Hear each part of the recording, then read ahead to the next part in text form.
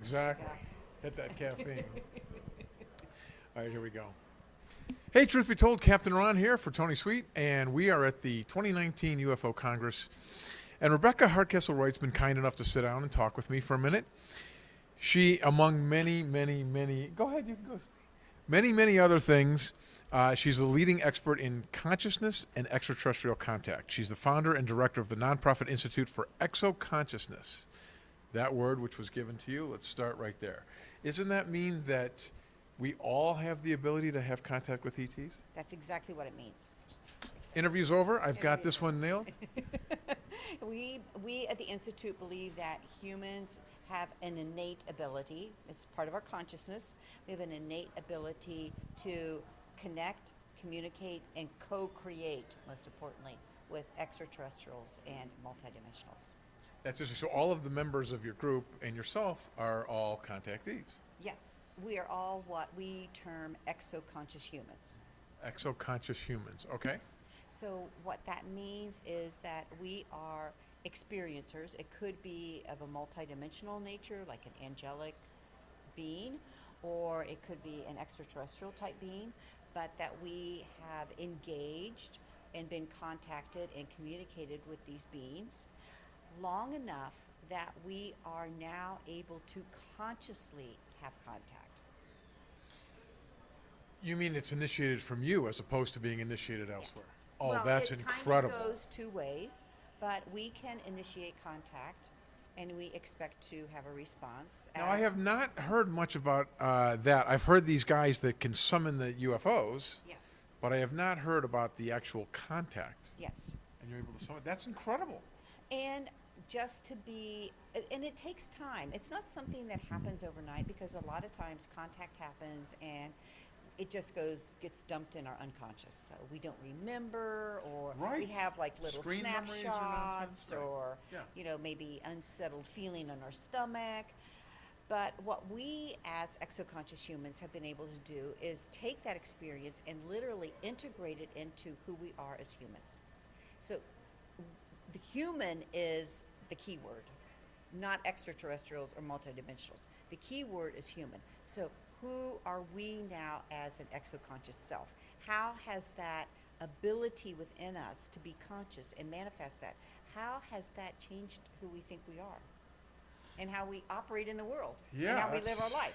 Yeah, it's amazing. I love this idea of you guys making technology and creating art and creating things with extraterrestrials. Right. We are co-creators, and that's the whole mission of the Institute, is to invest in and support exoconscious humans that are co-creating peer-to-peer, so on an equal level, peer-to-peer, with extraterrestrials and multidimensionals. So we're not doing it by ourselves as humans, but we're doing it in a collaborative way of viewing consciousness, where we go out in the conscious universe, we make contact, we connect, we get information, and we bring it down to our 3D body, to our human body, and we do something with our contact. We don't just keep looking at our mark or, reliving our contact, but we actually go out and we write music, and we make art, and we make brand new technologies. We do we make new science. We I make think new this education. is a great idea. This whole idea that a lot of the world doesn't accept this, obviously, as we know. But the idea is that, well, you know what? We're going to work with the ETs and Right. do something. Now, you think that ETs would be able to work with you and create some technology that would sort of show the rest of the world, look what we're doing? I think that's happening. And the Really? I guess the word seeded, seeded. So I was seeded, I believe, in this work with two major people in my life. One was Dr. Ruth Hover, who was here in Arizona, and she ran one of the longest running ET experiencer groups in the nation. Wow. And I was with her probably, 8 or 10 years. She passed away, I She think. passed away. Yeah. And she was my mentor, my coach. She had a library 3 books deep. Wow. I mean, so many things I learned from her. But the key ingredient that I learned from her was that when I left the group to go to work with Dr. Edgar Mitchell, when I left the group, I realized here's a group of 20 people, tops 20 people. all ET experiencers. And out of that group, In Mitchell's group. no, in Dr. Ruth Hover's Okay.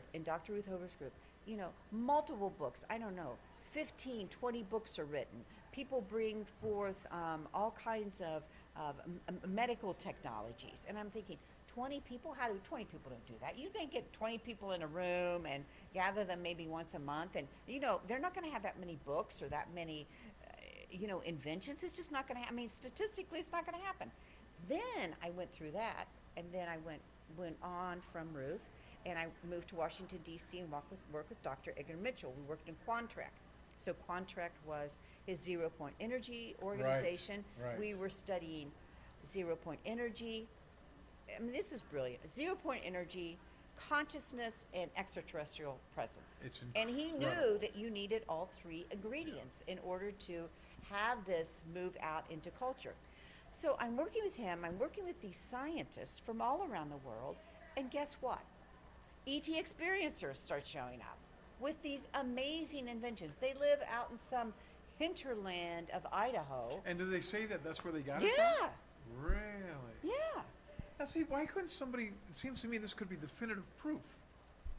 Well, it's totally definitive proof. And But I mean, you never hear it come out. You never hear like, oh, guess what, I invented this and that was that's given to me. because a lot of experiencers, They don't that's wanna say- why we formed the Institute, because a lot of experiencers are very frustrated because, you know, can you get a patent? Can you get investors? Can you move this forward? That's the whole purpose of the Institute, is to invest and support these people. Yeah. So that we do, when we call it literally building an exoconscious civilization. And you and I talked about there's still this stigma and nonsense that goes along with this whole thing. And which that's is how they frustrating. keep things from moving forward, and they Right. keep, and there's kind of this push-pull. And, you know, there's a healthy aspect to push-pull because, you know, secret societies, for example, held a lot of technology that they didn't bring forth because they said, you know, during Blavatsky's time that, you know, well, human consciousness isn't ready for it. You know, they're not ready. So some of the push-pull, I think, is okay, but we just really feel as an institute, you know, if we can help you make a living and bring forth your invention. Well, we yeah, a lot wanna of do these that. people have had a hard time with this, so I think it's Yes. really great to help them, and if they could yet do something good out of it, Yes. it's probably therapeutic And- mentally as well. And the whole purpose of the institute is that we help each other. Yeah. So Plus, we you built this little network among each other, even without the Absolutely, ET yeah. thing. Just you have this group of people, probably like-minded people, Mhm. help each other. That's wonderful. Yeah, And you worked on the free thing, the survey. I did. That is an incredible thing. Incredible That survey. we touched on this. That survey is a long time coming. We know they did 5 that. years. No, I mean Oh. 50 years. I mean, Oh, it's for like we sure. finally needed Yeah. someone to do Right. this, and then free did it. I thought, finally. Yeah, finally. Yeah. And the qualitative, Yeah. quantitative aspects of it. 5 years, over a time of 5 years, 4,200 survey people Right. from 100 countries. It's I fantastic. mean, it's fantastic. So Ray Hernandez, who heads Yep. Free, reached out to me and said, you know, hey, Rebecca, I always say yes. I don't know, that's just my thing. I say yes. He goes, Rebecca, write a chapter for me on the exoconscious analysis of the free survey. And I'm like, yeah, sure, Ray. So Ray sends it to me, and here's all of this dump of information. And I'm like, what have I done? It's a lot of data. Like, what am I going to write about? Right. So right. I literally, Ron, I literally just sat with that information, probably for 3 days. I just kept reading it because I'm like, I'm not going to just kind of rubber stamp this. I need to listen to the experience. I'm a therapist, so it's like, okay, I need to listen. Among other things, you have Yeah. your resume's 17 pages. I skipped that part. Yeah. So I thought I need to listen to what they have to say. And it was just a remarkable time because after I listened to them for about 3 days, all of a sudden, everything was kind of like a gestalt, like a whole. It's like all of a sudden, I'm like, I get it. And that information from that survey gave me so much weight and authenticity around exoconsciousness.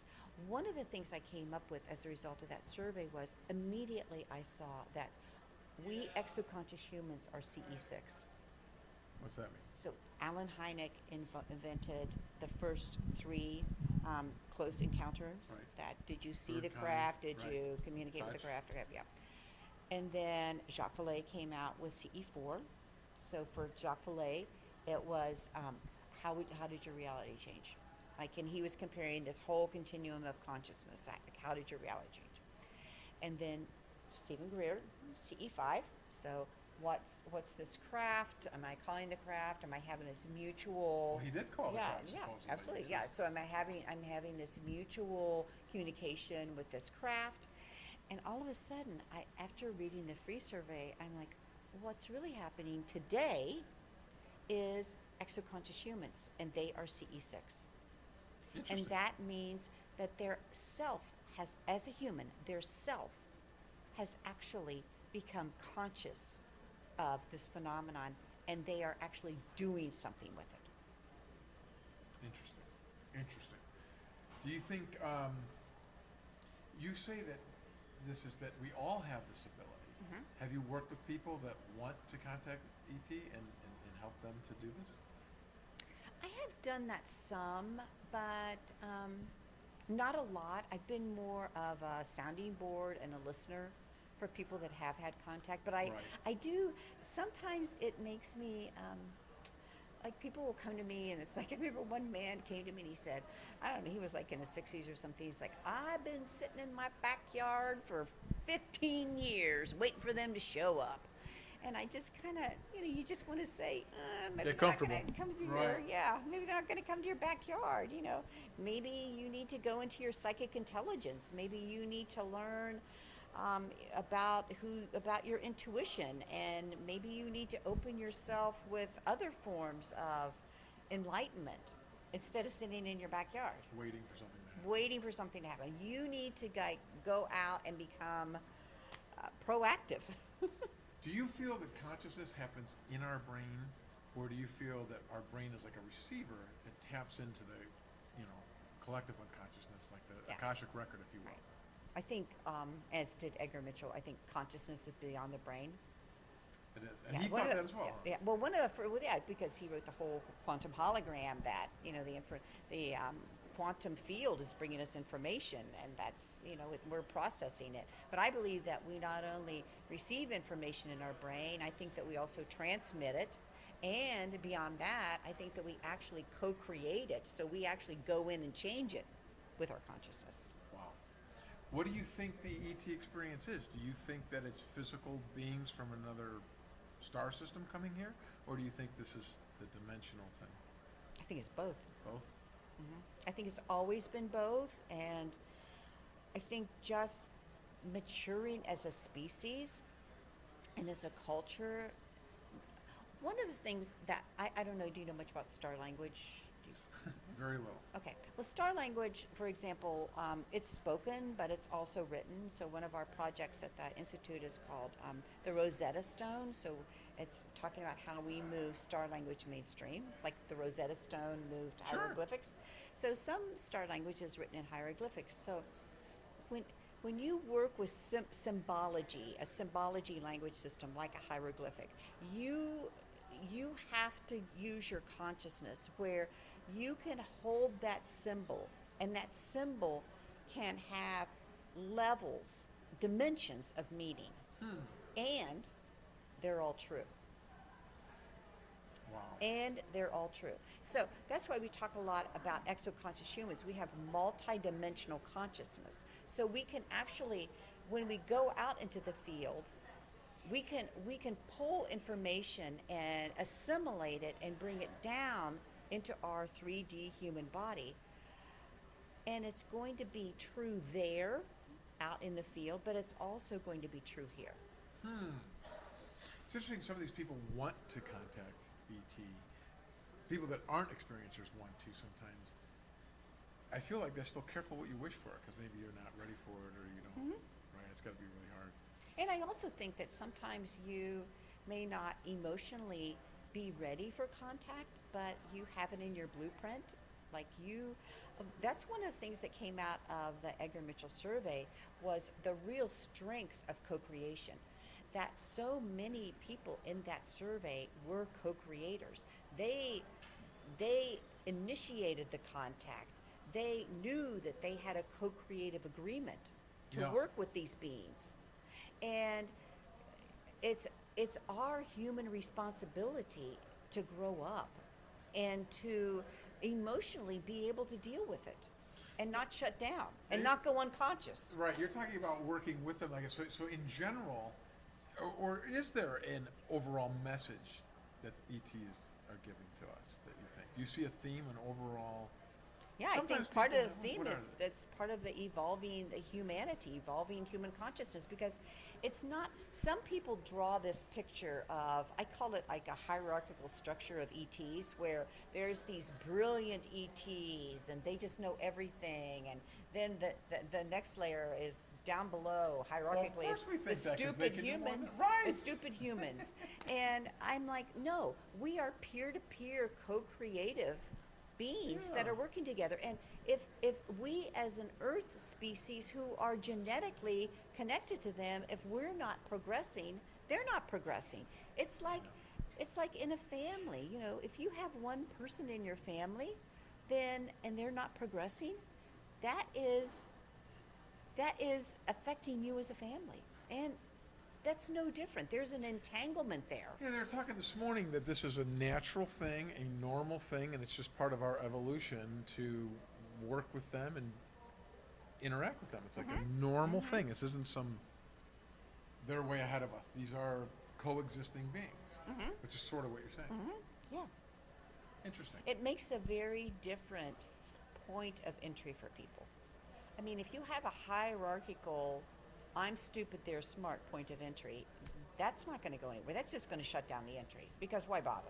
Well, I think people do that in the real world. If we think of them as physical beings from another star system, they have the technology to get here, therefore they're smarter than us, because they would have to be. But if you think of it the other way, with the consciousness and stuff, then it's a little bit different. That's true.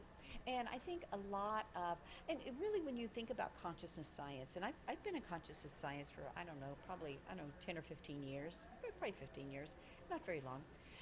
But consciousness science as a science is probably only about 50 years old. Only about 50 years old. So, you know, we can think of a mechanical universe where things work at kind of like a clockwork, like a mechanics. Or we can think of the universe and cosmology as organic and alive and conscious. That's harder to grasp. And that's only really been happening scientifically. I'm sure it's been happening with, indigenous people and thinkers and that sort of thing, religious people for much longer than that. But for science, this is really a new field. And we don't really have all the tools to deal with it. That's why I feel exoconscious humans are so important, because we are the kind of the vanguard that's trying to put ourselves out there and say, okay, cosmologically, I have a conception that this universe and the field of my mind is organic and conscious. Is there an overall goal for this group? Is it to try to spread this word, or what's the overall goal? It's interesting because I was in Brazil 2 years ago. I go to Brazil to work. Everything you do is insane. It's like every time you just throw this, oh, well, I taught a course in ufology. Oh, I was in Brazil. Oh, I examined this science thing. It's just, So I'm in Brazil and I'm giving a talk. Of course, it's being translated. So I say 5 words. They say, oh, it's back and forth. and they love it's this a trick. down there, too. Oh, they love exoconsciousness. And so a young man who lived at the headwaters of the Amazon, just a wonderful young man, gets up after I got done speaking and said, how do you know you're going to be successful? And of course, I can talk, so I just kind of like rattled off an answer. But truth was, that bothered me for probably months Really? afterwards. I'm like, Wow. oh, how are we going to know we're successful? interesting. And I was grinding on that question. I love that he got through to you. He That's- really just cut me up short. And so what happened was, I had been, for the past probably 5 years, I've been studying transhumanism. Okay. So I started digging through. Oh, I'm sorry. Sorry, I was interfering with you. Good to see you. We're going to take a brief pause to hug right now. As soon as the hug's done, we'll get back to the interview here. Good to see you. It's all part of the conference, folks, that you get that live feel. Old friend. That's part about being here. I think it's great. And so I saw that this that people were writing about what a success, how they would know if transhumanism was successful, like what the world would look like if transhumanism was successful.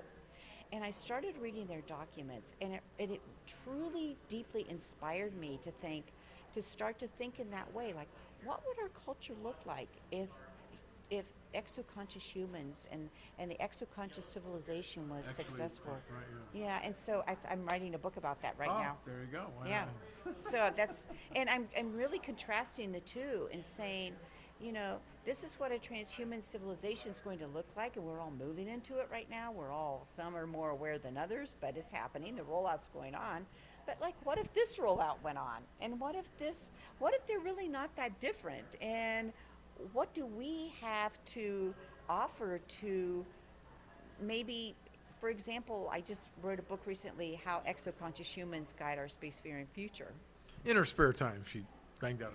And what that book was about was that how much the space sector needs exoconscious humans. I mean, if you're going to go into space, would you like somebody with you that's had missing time? Sure. Okay. Would you like somebody with you that was telepathic? Of course. And could talk if the computers went down? Of course. Would you want somebody that knew how to dissolve their body and re-embody it? Of course. Nobody would ever think of this, but that's brilliant. Of course you would. Yeah. So I kind of go through, in the book, I just kind of move through all these briefly, but then what I do is I contextualize the Institute into the space sector and talk about 3 primary ways that we could influence the space sector and why they need us.